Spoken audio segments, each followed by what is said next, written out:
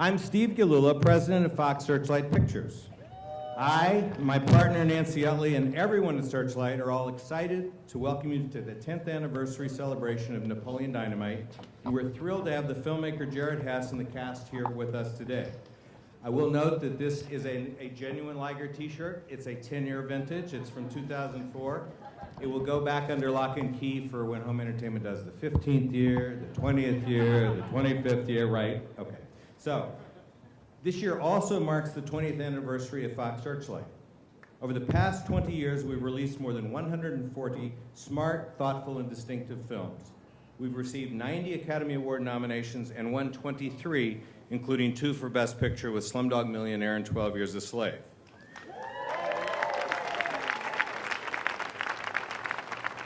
We're extremely proud of all that Searchlight has accomplished in its relatively short history, and we will continue to champion films that entertain and illuminate. When I think about what Fox Searchlight represents, it's a creative and collaborative home for filmmakers and talent with original voices who share our passion for storytelling. And no film encompasses that philosophy more than Napoleon Dynamite. And just as a footnote, we're doing this today because it was exactly 10 years ago in 2 days, June 11, 2004, when Napoleon opened to the world. So this is truly the 10th anniversary. Good morning. Thank you, everybody, and thanks, Steve. One of Searchlight's favorite success stories ever, and some of the most fun we've had in the last 20 years, is the story of Napoleon Dynamite.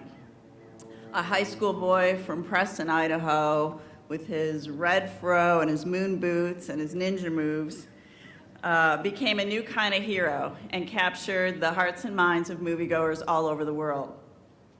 His classic lines have been cemented into both popular culture and movie history, and the dance moves have been memorialized by too many YouTube videos to even mention. We saw the film at the 2004 Sundance Film Festival, and when we saw it, we knew it was a Searchlight movie. This little film that was shot in 22 days for $400,000 by the filmmakers went on to gross over $44 million in the United States alone. Equally impressive is that it is Searchlight's #1 best-selling home entertainment title of all time, selling over 7 million copies to date. And only Napoleon Dynamite could feature collectible Liger fur on its the brand new package for the 10th anniversary edition. All we can say is this has been one sweet ride, and it's continuing to find more viewers and more success in the marketplace. So thank you all who were part of it, or thank you all who watched it and supported it. Thank you. So it's such a pleasure to be here. I love this movie, Napoleon Dynamite. I loved writing about it when it first came out. I wasn't at Sundance in 2004, so I couldn't wait to see this unusual object that was coming from Utah to theaters across the country. And it's a pleasure to be here to reunite the cast. That in itself is wonderful, but I'm just dying to unveil the Napoleon Dynamite statue. It's just hard to believe 10 years have passed since the film created a lot of confusion about whether ligers are real animals or not. And it's really just one of those films that's bled into the pop culture and the vernacular. I have a 4-year-old daughter, and when she got her tricycle, I said, "You want to take it off some sweet jumps?"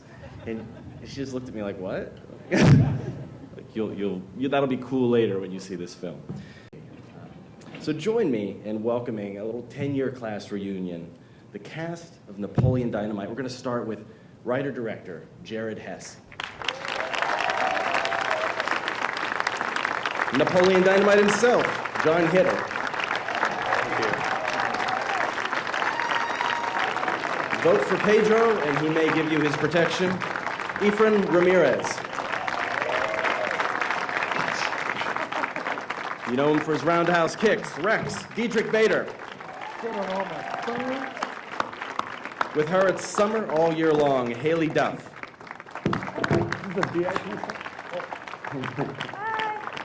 Give her a warm welcome as her mom goes to college. Deb Tina Majorino.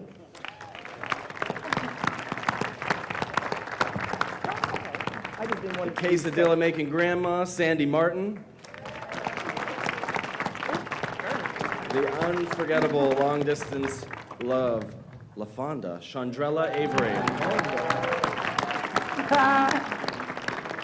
Finally, no one failure who goes home to Starlight at night, Carmen Brandy.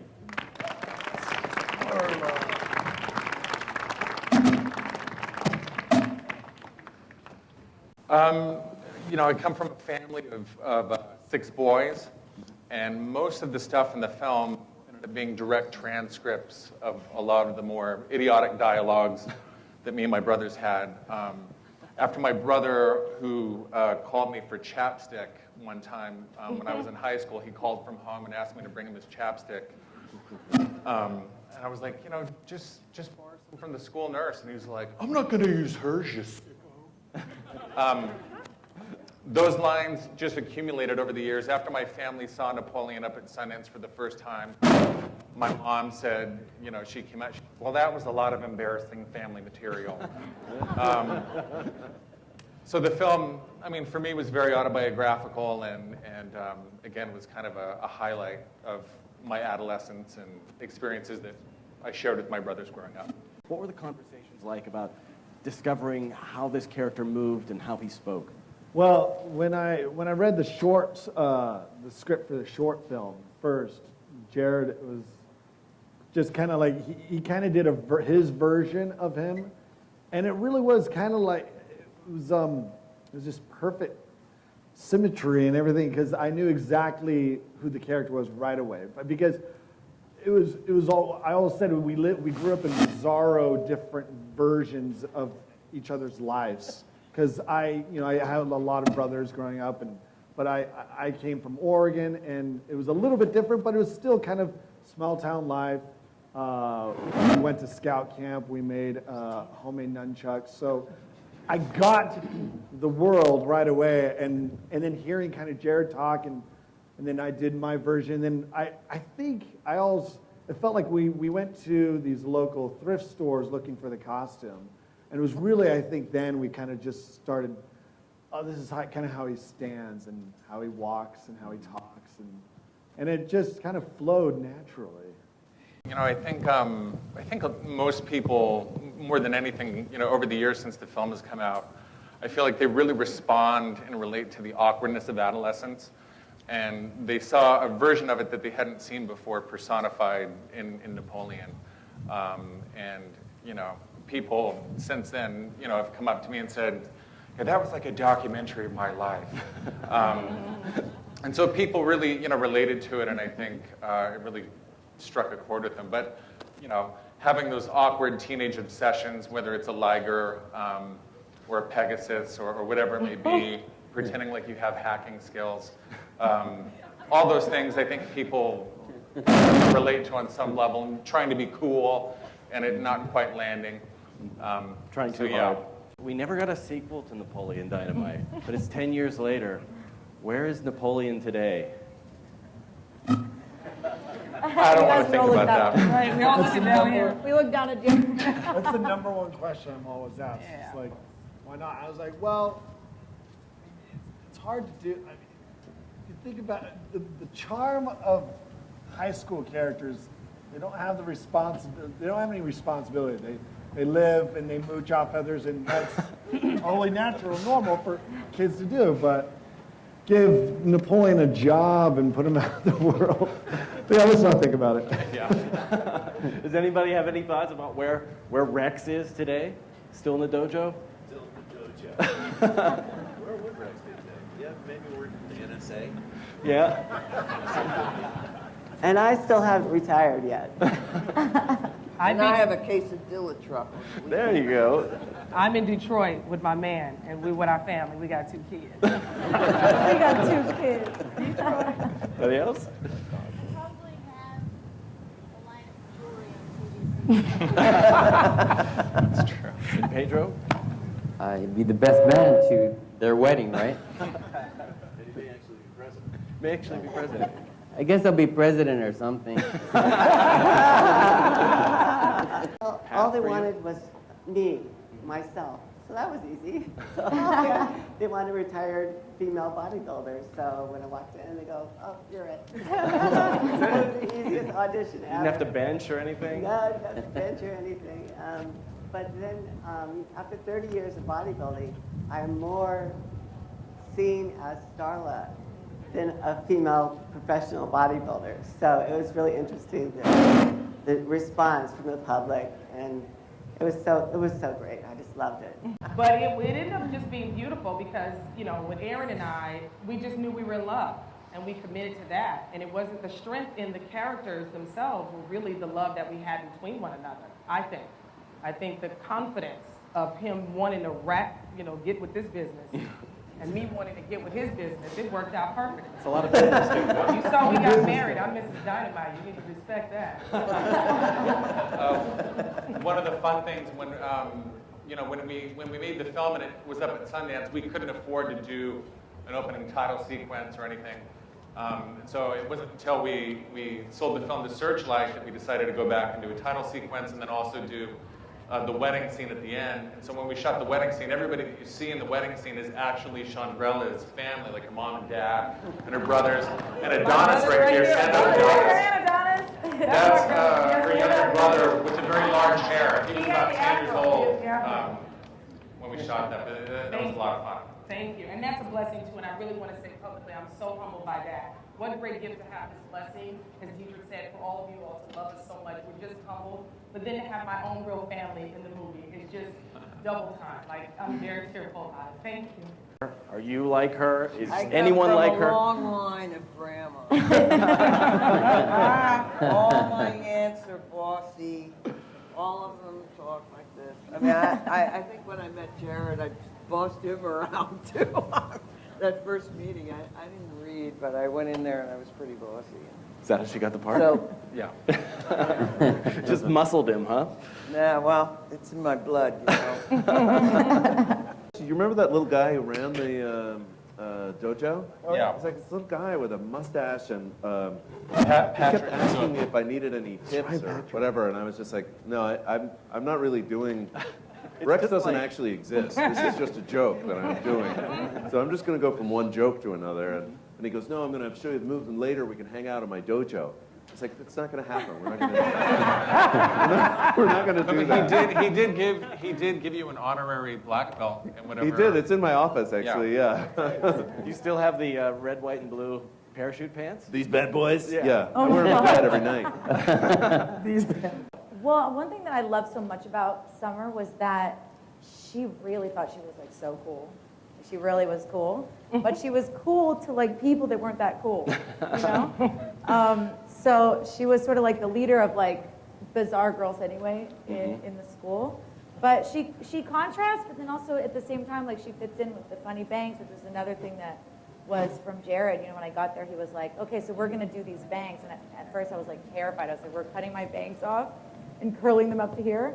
But yeah, I mean, he really, like, as everyone has said about him, they speak so highly of him because he really did know everything he wanted and had notes for every single character, was so specific with certain things. And yeah, I think she was a contrast to the other characters, but also like fit in the grand scheme, which is a Fit little in bizarre. perfectly because to me she's Because one she's of the bizarre. she's one of the more oblivious characters in the story. Like she thinks she's Yeah. in a whole other movie. Like she thinks she's in a John Hughes movie. Yeah, exactly. 16 Candles. And like or very something. chic at the same time. Exactly. I've got a funny story real quick. Let's hear your funny story.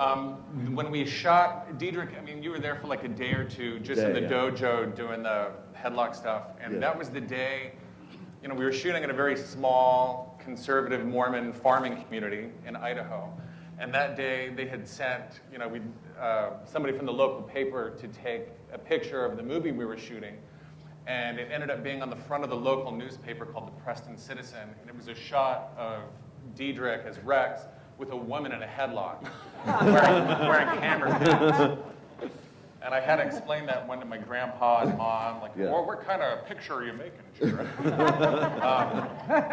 Anyway. How did you explain that? I didn't really. I was like, well, there's more to the movie than just that. Yeah, I think he's the supreme. Yeah. He's the alpha. Yeah. He's everything I want to be. Yeah, including a kung fu instructor.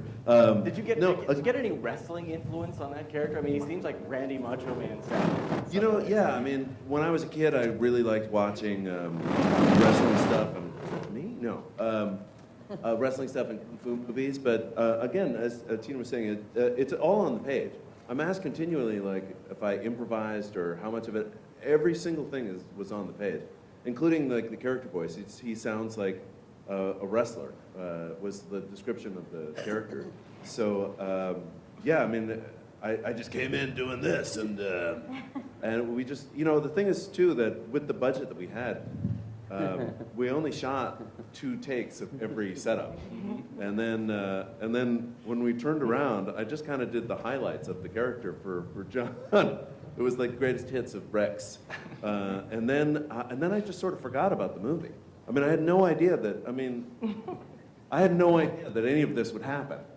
And it's just taken on this crazy life that it's still continuing. I remember coming back. I remember when Doc told me about it being in Sundance, and I couldn't make it. And then I was at a voiceover, and this kid goes, "Oh, hey, you're Rex." I go, "Oh, yeah, yeah." And he started quoting. He goes, "Do the line where you do this," and I was like, "I don't remember that." And then he goes, "Do the line where you do that with the bad guy." I'm like, "No, nope, I don't." And I realized he knew everything I said. He knew every single line. I was like, "How many times have you seen this movie?" He goes, 12. I have friends that have seen it more. I was like, "Oh, it's like Star Wars for you." Exactly like Star Wars. I get it now. Yeah, no, I'm yeah. So but to the question, the character was totally on the page about the wrestler, and it was all there. I mean, he really knew what he wanted. And as you were saying, it's such a relief, because a lot of times somebody will come up and be vague about it, and so you have to kind of try to distill what the hell they're talking about. You know what I'm saying? And but John was like, "This is what I want," and we just shot it. It was great. I think that why they all fit in so well together as characters is because they didn't fit in anywhere else. And I don't really think that they were that aware of it. That's what I liked about the characters. And with Deb, I never saw her as being an extrovert. Like, I think that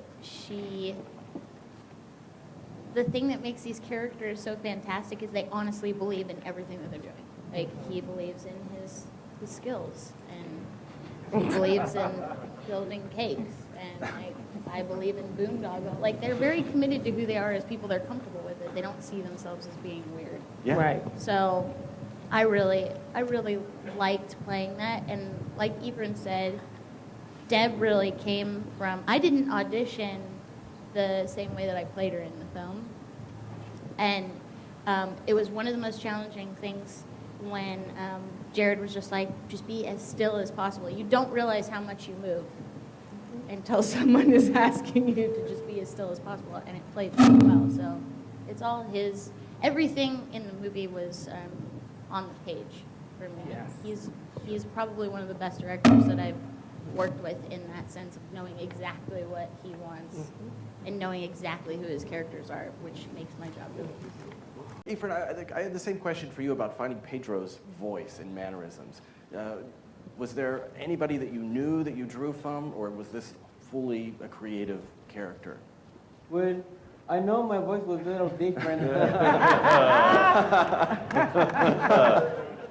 I wanted to get in touch with the character or something. Jared had shot the short Peluca, and there were 2 characters.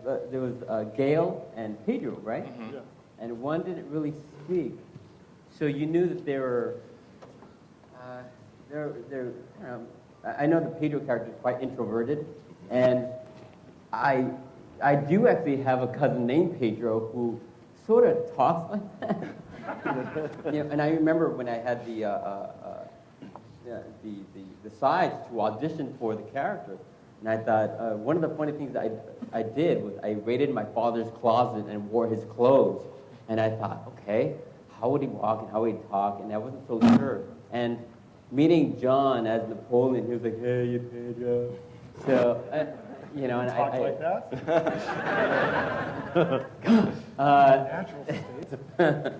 And working with Jared, Jared knew the characters very specifically well. You know, he understood it. So even having to find how he would play the voice and his inflections and his intonations, I thought, okay, let's try this. And I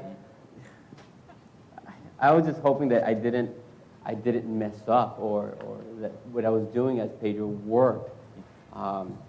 Even the last day when I was shaving my head, I thought maybe I could give myself a mohawk like Robert De Niro in Taxi Driver. The camera kept on rolling, and I was like, oh, I'm going to really shave my head. Okay, so, but it's because of Jared and his direction that Pedro came to be. So